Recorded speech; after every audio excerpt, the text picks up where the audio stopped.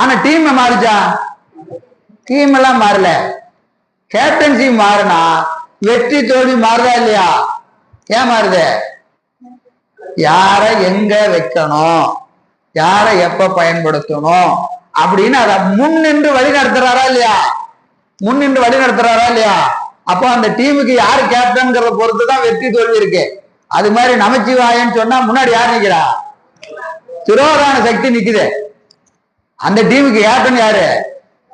திரோதான சக்தி தான் கேப்டன். சிவபெருமான் என்ன செய்வாரு? சைலண்டா இருப்பார். நான் புரியறதுக்காக சொல்றேன், புரியுதுங்களா? ஒரு தூளமா சொன்னா புரியுமேங்கிறதுக்காக. இப்ப சிவம் தன்னை முன்னிறுத்தாது. எது முன்னாடி நிற்கும்? திரோதானம் தான் நிற்கும். சிவம் எங்க நிற்கும்? நான் பின்னாடியே நின்னுக்கிறேன், எனக்கு ஒன்றும் பிரச்சனை இல்லை, நான் பின்னாடி. அவர் போட்டு முன்னாடி என்னமா செய்யணும்? திரோதான செய்ய பத்தி அவர் அதை கேட்கிறார், கொடுத்துருவோம்.